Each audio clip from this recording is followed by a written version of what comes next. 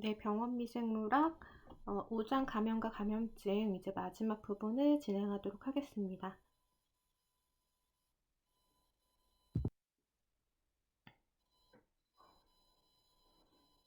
네, 그래서 방금 전까지는 감염증의 치료라고 해서 이제 항역박과 관련된 여러 가지 단어들이 나왔었고 그거에 대해서 정의를 배웠고요. 좀 더 구체적으로 이제 약물 감수성과 약물 내성에 대해서 한번 배워보도록 하겠습니다. 약물 감수성과 약물 내성이란 뜻은 이제 무엇인지를 좀 파악을 하셔야 되는데요. 어떤 약물에 대해서 효과가 있는 것을 감수성이 높다라고 표현을 해요. 그리고 그 약물을 계속 사용했을 때 효과가 떨어지게 되는 것을 내성이 생겼다라고 합니다.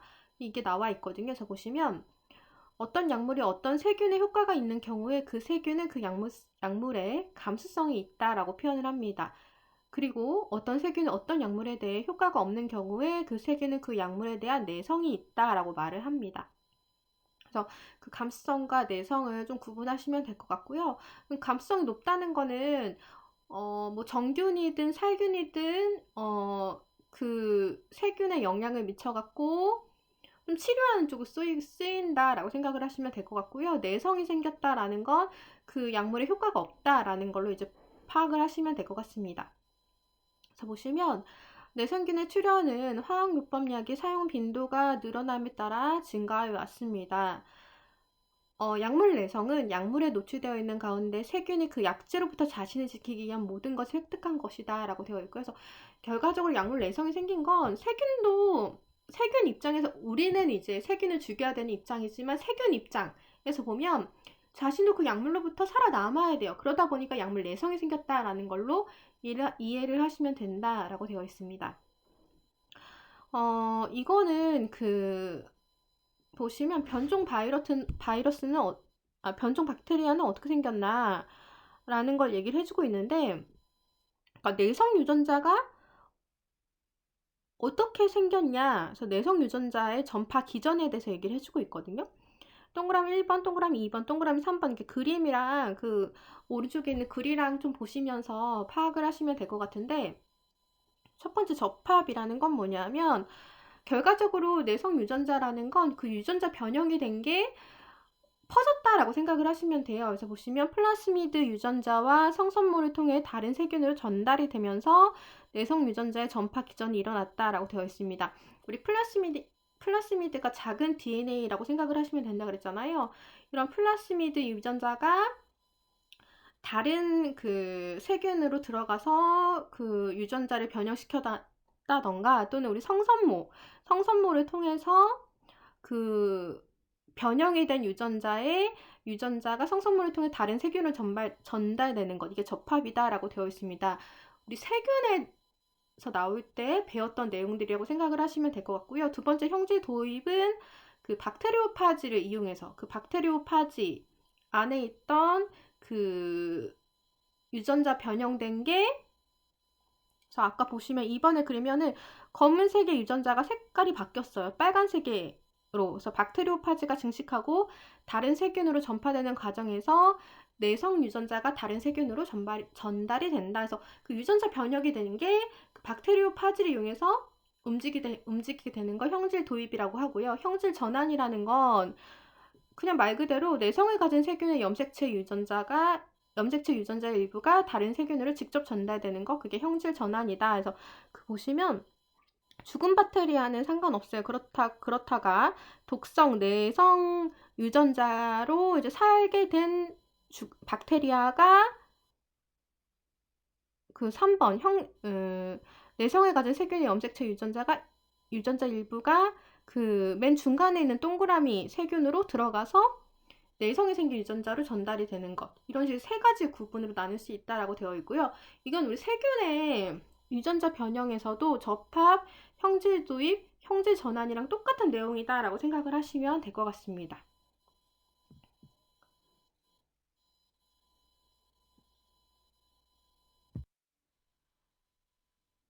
그 다음에 이 그림 같은 경우 약제 내성 성립 과정이라는 게 있는데요. 이 약제 내성 성립 과정은 항생제로 인해서 이제 파란색은 모두 박테리아가 죽었어. 그러니까 세균이 죽었어요. 그런데 여기서 살구색 같은 항생제의 내성이 있는 세균이 섞여 있게 됩니다. 그러니까 항생제 내성 세균이 이 살구색이고 보라색으로 되어 있는 건 죽은 그 세균이에요. 그러면은 결과적으로 항생제에 의해서 죽은 세균은 다 죽게 될 거고 항생제 내성 세균은 살아남게 되죠. 그 두 번째 그림이 안티바이오틱으로 인해서 항생제 내성이 없는 세균들, 보라색 세균들은 다 죽게 돼버리죠. 그렇지만 항생제에 내성이 있는 살구색 세균은 중간에 남아있게 됩니다. 그래서 항생제가 가해진 상황에서 감성이 있는 세균들은 사멸되고 내성이 있는, 그러니까 저항성이 있는 균들만 살아남게 되고 그 균들이 그럼 계속 또 증식을 하겠죠. 그럼 결과적으로 그 저항성이 있는 세균들만 증식하여 새로운 감염을 유발하게 되는 거예요. 내성이 생긴 그 세균들이 살아남아서 새로운 감염을 유발하게 되는 게 약제 내성 성립 과정이다라는 걸 얘기를 해주고 있습니다.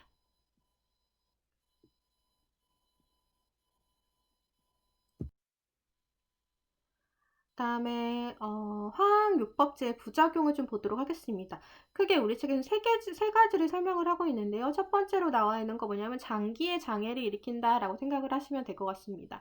우리 그 항생제를 이따 배우게 되겠지만 뭐 세포 벽에 영향을 미치는 것, 그다음에 뭐 단백질 합성에 영향을 미치는 것, 그다음에 뭐 엽산 대사에 영향을 미치는 것, 이런 식으로 항생제가 구분되어 세균의 세포벽에 영향을 미치는 항생제, 엽산 대사에 영향을 미치는 항생제, 그다음에 세균의 그 유전자 발현에 영향을 미치는 항생제, 이렇게 구분되거든요.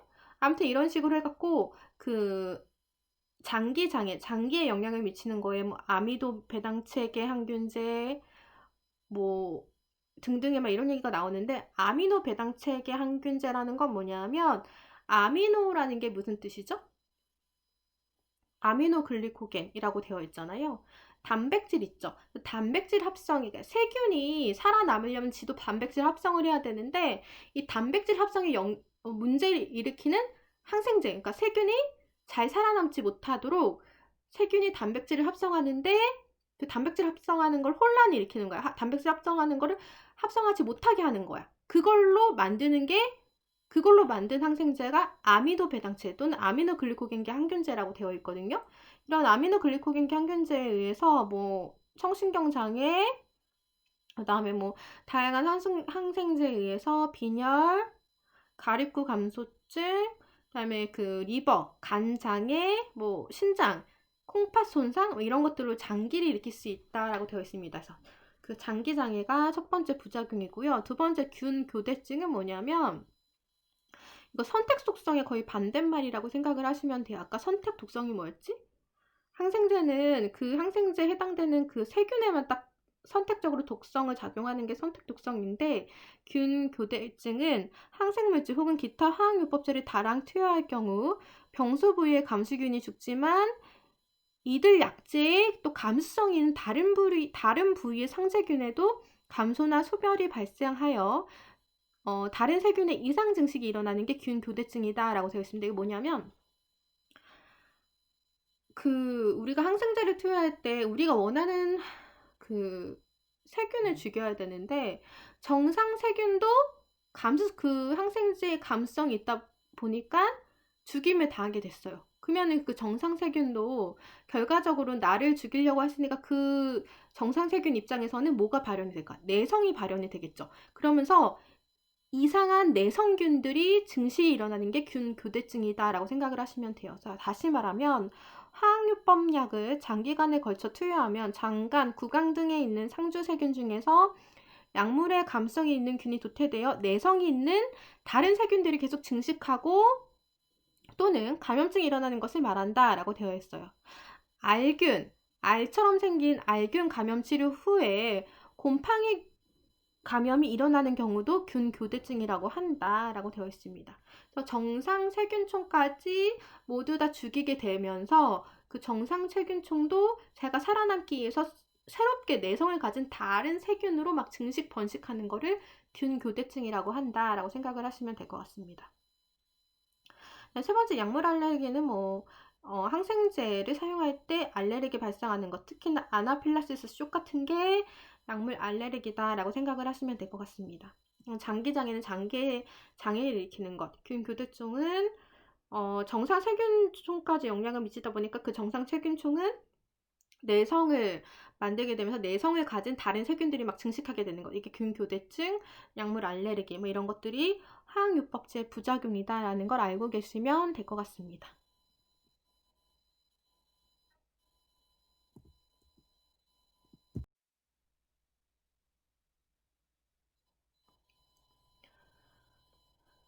그 다음에 이제부터 이제 항생제에 대해서 좀 구체적으로 배워보도록 하겠습니다. 우리 항생제의 종류들이 되게 많아요. 항생제 발견의 황금기, 뭐 황금기 이렇게 되어 있는데요. 그래서 항생제가 뭐 이런 것들이 이런 식으로 발견이 되었다. 백타랍탐계 항생제부터 그 다음에 뭐 테트라사이클린, 그 다음에 키놀론계 뭐 이런 식으로 항생제들이 계속해 새로운 항생제들이 계속 개발되고 있다라는 걸 좀 알고 계시면 될 것 같습니다.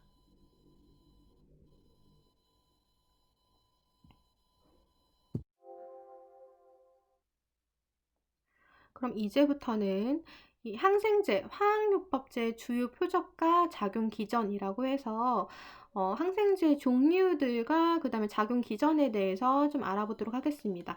지금 이 항생제 내용이 좀 어려워요. 그래서 여러분들이 좀 반복해서 들으셔야지만 충분히 이해가 될 수 있고요. 어렵기도 하고 또 외워야 되기도 합니다. 그래서 두 가지가 다 공존을 하기 때문에 좀 반복해서 들어주시길 부탁드립니다. 우선은 화학요법제라는 건 항생제라고 생각을 하시면 돼요. 항생제의 주요 표적과 작용 기전이라고 해서 다양하게 주요 표적 장소가 있고요. 그다음 주요 표적이 어떤 작용 기전을 하는지로 구분된다라고 생각을 하시면 돼요.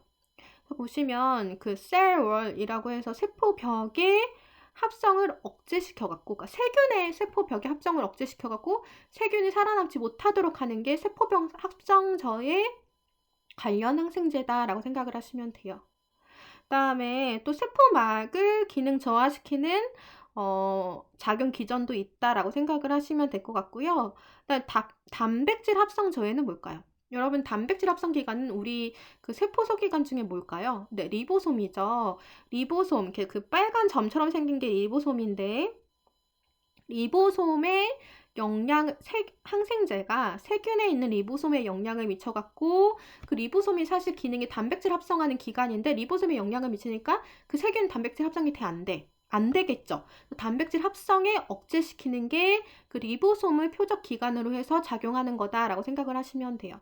플라즈마 멤브레인 같은 경우는 세포막 기능 저하를 얘기를 하는 거고, 그 다음에 핵산 합성 제제라고 해서 DNA, RNA 이렇게 나눠져 있잖아요. 그래서 그 세균의 핵산의 주요 표적을 해갖고 항생제가, 그래서 핵산이 합성되지 않도록 핵산의 합성 저하를 일으켜갖고 세균이 증식하지 못하도록 하는 게 핵산 합성 저의 작용 기전이다라고 되어 있고요. 그 다음에 메타볼릭 패스웨이즈라고 해서 그 대사 경로에 어떤 저해를 일으켜갖고 영향을 미치도록 한 건데요. 그래서 가장 대표적인 게 뭐냐면 폴릭액시드라는 건 엽산 대사 경로, 세균이 엽산 대사를 해야지만 단백질 합성도 잘 되고 핵산 합성도 잘 되거든요. 근데 이 엽산을 만드는 대사 경로에 항생제가 작용을 하는 거야.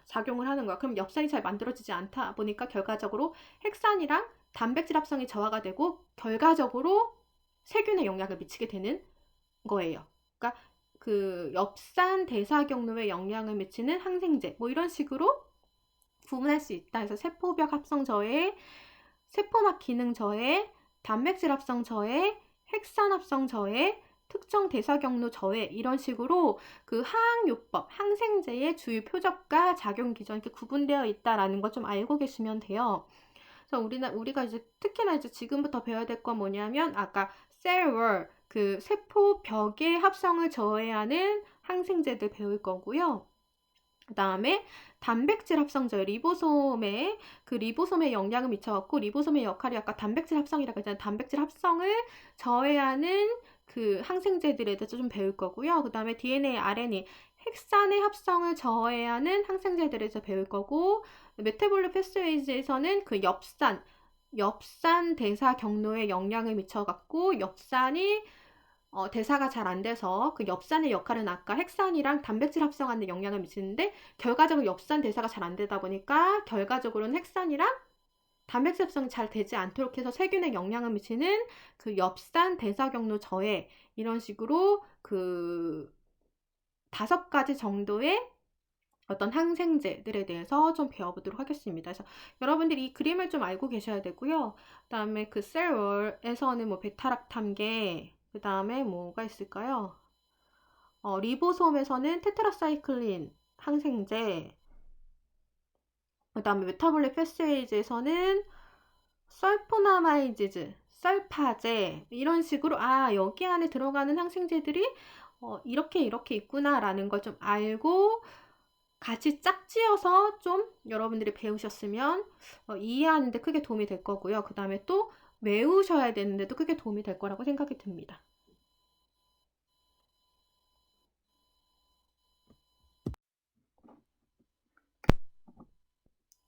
그럼 이제 구체적으로 항균제에 대해서, 그러니까 항생제라고 생각을 하시면 돼요. 항균제에 대해서 구체적으로 배워보도록 하겠습니다. 우선 첫 번째로 나오는 게 뭐냐면 세포벽의 합성을 저해하는 항생제라고 되어 있습니다. 세균의 세포벽의 합성을 저해합니다.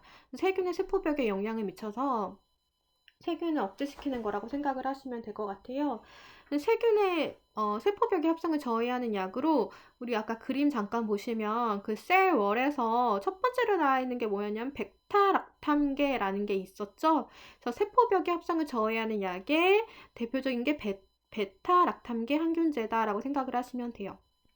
그 다음에 표 5-14의 주요 베타락탐계 항균제의 특징이라고 해서 베타락탐계는요 되게 종류가 다양하다. 페니실린도 베타락탐계에 해당이 되고요.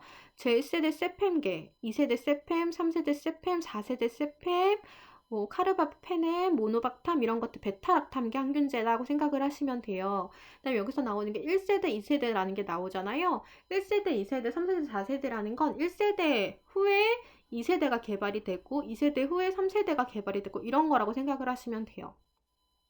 자, 보시면 베타락탐계 항균제는 많은 종류가 있습니다. 살균력이 강하고 부작용이 적어 중증 감염증이나 저항력, 그러니까 어떤 면역의 저하자에게도 이용할 수 있습니다. 현재 감염증 치료약으로 가장 많이 이용되고 있는 게 베타락탐계 항균제고요.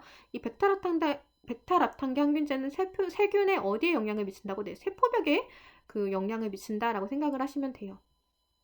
그래서 다양한 균들한테다가 그 항균력을 보여요. 그람 양성균, 임균, 매도 이런 것에 강한 항균력을 보인다라고 되어 있습니다. 그치만 이 베타락탐계 항생제 중에서 가장 중요한 건 뭐냐면 사실 베타락탐계의 가장 그 중요하게 나왔던 항생제가 페니실린이었어요. 페니실린. 근데 페니실린에 내성이 생겼다라는 게 중요합니다. 보시면 네 번째 줄에 페니실린을 분해하는, 그러니까 페니실린이라는 항생제를 분해하는 페니실리나제라는 효소를 가진 내성균이 출현했기 때문에 페니실리나제로 분해지 않은 합성 페니실린인 뭐가 개발되었다? 메치실린이라는 또 항생제가 이 페니실린 내성이 생긴 균수 때문에 발현이 되었다라는 거 별표 쳐놓으세요. 그럼 페니실린의 내성을 가진 항생제는 뭐로 치료했으면 될까? 메치실린으로 치료되었습니다. 그러나 현재는요, 이 메치실린에도 내성을 보이는 메치실린, 레지스턴스, 스타필로코커스, 아우레우스, 메치실린 내성 항색 포도알균이 출현하여 만연하고 있습니다. 그럼 이 MRSA를 특히나 우리 MRSA 같은 경우는 병원성 감염증으로 되게 높다고 했잖아요. 이 메치실린 그 MRSA를 치료하는 항생제는 뭘 것 같아요? 다음번에 나오는 반코마이신이라는 약물이 나온다라고 생각을 하시면 돼요. 1세대 세팸, 2세대 세팸, 3세대 세팸, 지금 현재는 제4세대 세팸까지 개발이 되었다라는 걸 알고 계시면 될 것 같습니다. 이게 베타락탐계 항균제다라고 생각을 하시면 될 것 같고요. 아까 중요하게 얘기했지만 베타락탐계는 세균의 세포벽의 합성을 저해하는 약물이다. 처음에 이제 페니실린이 좋은 그 항생제로 개발이 되었지만 이 페니실린을 분해하는 페니실린 나제를 가진 페니실린 내성균주가 생기면서 그걸 치료하는 메치실린이라는 항생제가 또 개발이 되었다. 그렇지만 이 메치실린에도 내성을 보이는 메치실린 레지스턴스 스타필로코커스 아우레우스 MRSA가 또 생기면서 문제가 되었다 라는 거 알고 계시면 될 것 같습니다.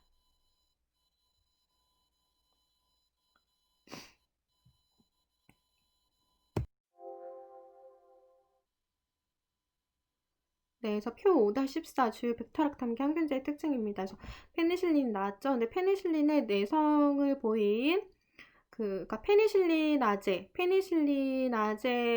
효소를 가지고 있는 내성균주가 생기면서 그 균주를 죽이기 위해서 메치실린이 개발이 되었는데 이 메치실린에도 내성이 생긴 포도알균이 생겼다고 그랬죠. 그게 MRSA였고 이 MRSA 때문에 이제 문제가 생겼고요. MRSA를 치료하기 위해서 치료 약물인 방코마이신이 또 생겼습니다. 그건 그 다음 페이지에 나오거든요.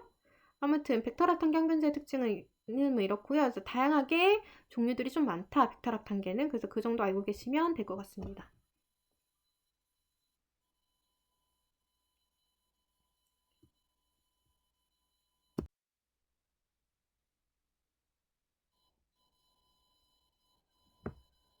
그 다음에 우리 지금 세포벽의 합성을 저해하는 약물로 백타락탄계 하나 배웠죠. 특히나 이제 페니실린계 약물 배웠고 그 다음에 셀월에서 또 셀월에서 MRSA까지 새로운 내성균이 생겼어. MRSA를 치료하기 위해서 생긴 약물이 또 세포벽을 저해하는 약물로 방코마이신이라고 써있죠. 방코마이신 항균제가 개발이 되었다라고 되어 있습니다. 이 방코마이신도요, 세균의 세포벽 합성을 저해하여 항균력을 발휘하는 거다라고 되어 있고요. 두 번째 줄, MRSA의 치료약으로 널리 이용되고 있습니다. 그러나 지금 문제가 되고 있는 게 뭐냐면 방코마이신의 내성을 가지는 MRSA 또는 방코마이신의 내성을 가지는 VRE도 출현하고 있어서 지금 문제가 되고 있습니다. 처음에 방코마이신 개발됐을 때는 방코마이신은 MRSA에 대항할 수 있는 거의 유일한 항생제로 질병에 대해 인류가 개발한 항생제 가운데 가장 강력한 효과를 발휘하는 것으로 알려졌어요. 그래서 MRSA를 치료할 수 있는 약물이 방코마이신에서 우리 지구가 떠들썩했단 말이야. 그런데 1996년 일본에서 방코마이신에도 내성을 가진 VRSA, 방코마이신 레지스턴스 스타필로코커스 아우레스가 세계 최초로 발현됐고요.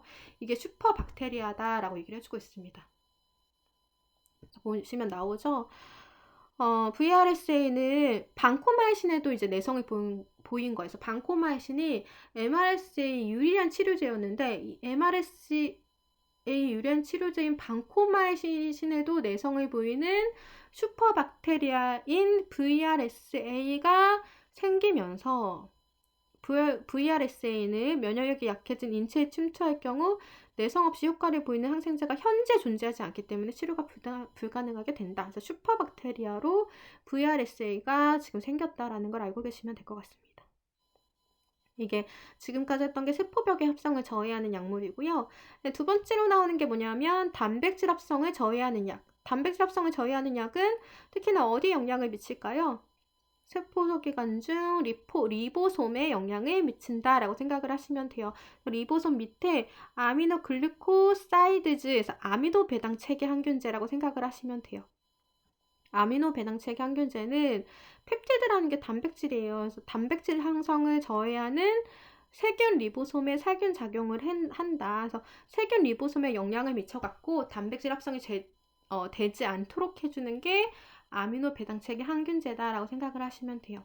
그람 양성균, 그람 음성균 등의 넓은 항균 스펙트럼을 가진다라고 되어 있습니다.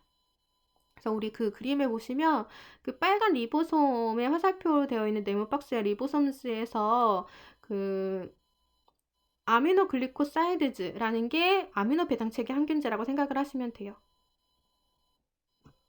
뭐 대표적인 항생제 이름으로는 스트ep토마이신, 키나마이신이 있다라고 되어 있고요.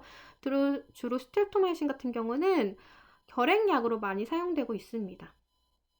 그 다음에 카나마이신 같은 경우는 스펙트럼이 되게 넓다라고 생각을 하시면 될 것 같습니다. 단백질 합성을 저해하는 약, 특히나 리보솜에 영향을 미쳐갖고 리보솜의 영향으로 인해서 단백질 합성이 불가능하도록 하는 항생제, 아미노 배당체계 항생제고 가장 대표적인 약물로 스트ep토마이신, 카나마이신이 있다라는 걸 알고 계시면 될 것 같습니다.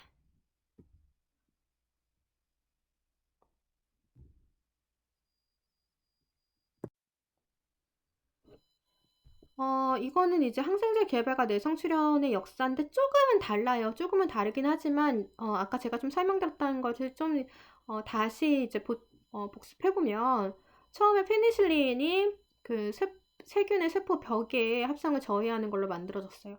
페니실린의 내성을 가진 균주들이 발현이 되면서 뭐가 개발됐다 그랬어? 메치실린이 개발이 되었다 그랬어요. 주로 메치실린이 방코마이신보다 조금 더 늦게 만들었지만 거의 그때 당시라고 생각을 하시면 돼요. 메치실린이 발현됐었는데 이 메치실린의 내성을 가진 MRSA가 또 생겼다 그랬지.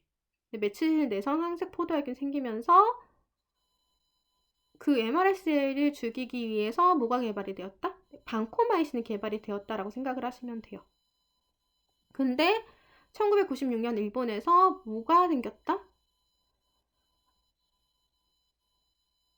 방코마이신의 내성을 가진 여러 가지 알균, 포도알균들이 발현이 되었다. 그래서 지금 현재까지는 VRSA 이런 것들이 다 슈퍼박테리아다라는 걸로 좀 알고 계시면 될 것 같습니다. 여러분들이 이런 식으로 좀 구분이 되어 있구나라는 걸 좀 알고 넘어가시면 크게 무리가 없을 거라고 생각이 듭니다. 여러분들 이거 보시면서 연도랑 좀 헷갈린다라고 하시는데요. 아까 제가 좀 설명드렸다시피 그런 역사 스토리를 좀 알고 계시면 돼요. 처음은 페니실린이 발현됐는데 페니실린의 내성을 가진 균주들이 발현되면서 메치실린이 개발이 되었고 메치실린 내성을 가진 포도알균인 MRSA가 생겼고 MRSA 치료제로 방코마이신이 생겼는데 이 방코마이신의 내성을 가진 균주들 다 VRSA는 다 방코마이신 내성이라고 생각을 하시면 될 것 같거든요. 이런 방코마이신 내성균들이 또 생겨났다. 그래서 지금 현재까지는 VRSA 같은 이런 슈퍼박테리아를 치료하고 있는 약물은 없다라는 것까지 알고 계시면 될 것 같습니다. 현재 쭉 개발 중이겠죠.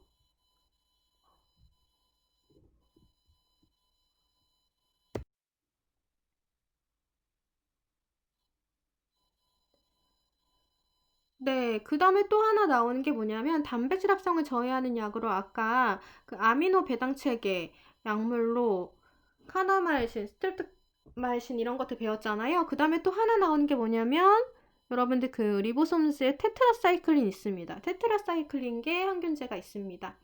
이 테트라사이클린은 아까 제가 좀 설명드렸다시피 우리 살균 작용과 정균 작용에 살균 작용에는 아까 페니실린이 들어갔었고 정균 작용으로 테트라사이클린이라는 항생제가 들어갔었던 거 여러분 좀 앞에 그 강의 자료를 찾아보시면 아시겠지만 테트라사이클린은 정균 작용하는 항생제다라고 생각을 하시면 돼요. 그럼 정균 작용은 뭐죠?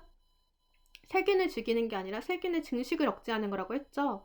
정균적으로 작용한다라고 되어 있고 이것도 마찬가지로 단백질 합성을 저해하는 약물이다. 그래서 매우 넓은 항균 스펙트럼을 가지면서 그람 양성균 외에 미코플라즈마, 클라미디아, 리케차 뭐 이런 것들 등에도 넓게 항균 작용을 가지는 넓은 항균 스펙트럼을 가지는 게 테트라사이클린계 항균제다라고 생각을 하시면 될 것 같습니다.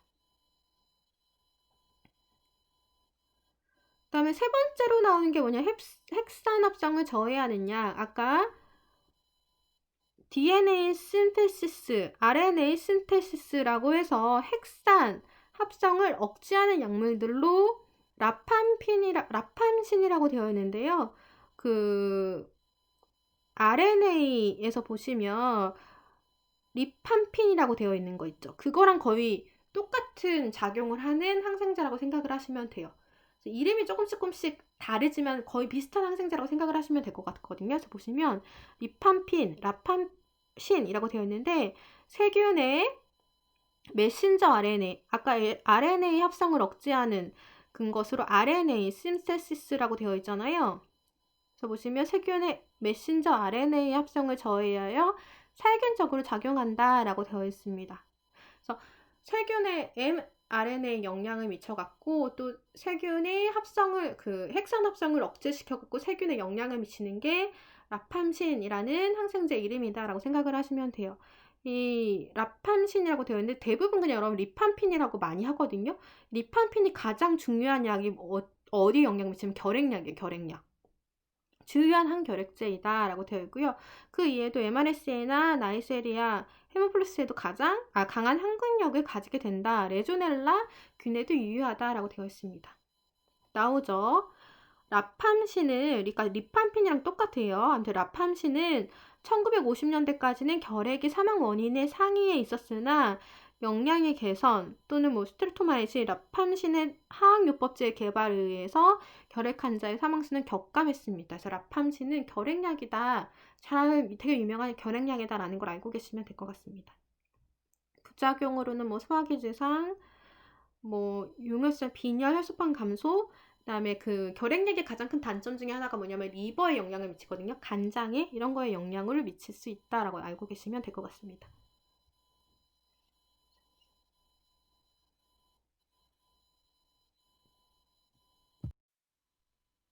그 다음에 또 나오는 게 핵산 합성을 저해하는 약으로 키놀론계 항균제가 있습니다.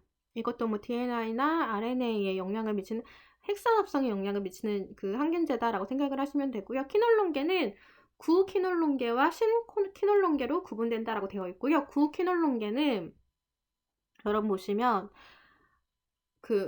스펙트럼이 되게 넓지 않았어요. 좁았어요.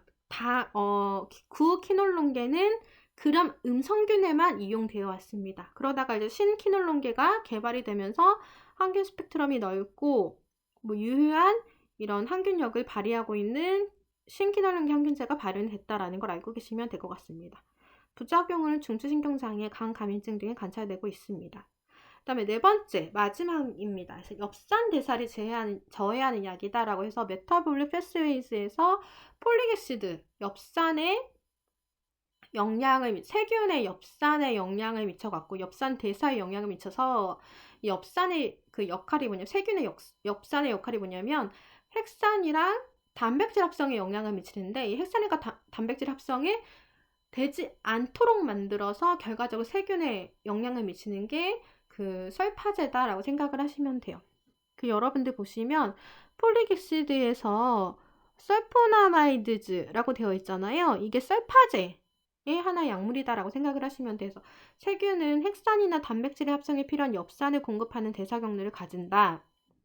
근데 설파제는 이 엽산 대사경로에 작용하여 엽산의 합성을 저해하여 항균 작용을 발휘하는 게 설파제다라고 되어 있습니다. 그람 양성균, 그람 음성균, 원충에도 유효하고 있고 그렇지만 녹록균에는 효과가 없습니다. 녹록균 이런 거 균 이름인데 다다음 시간 다시 구체적으로 좀 더 배워보도록 할 거예요. 아무튼 그람 양성, 그람 음성, 원충에는 유효하나 녹록균에는 효과가 없는 게 설파제다라고 생각을 하시면 돼요. 부작용으로는요, 거대자극성 빈혈, 백혈구 감소, 혈소판 감소 등의 골수 억제 증상이 나타날 수 있다는 걸 알고 계시면 될 것 같습니다.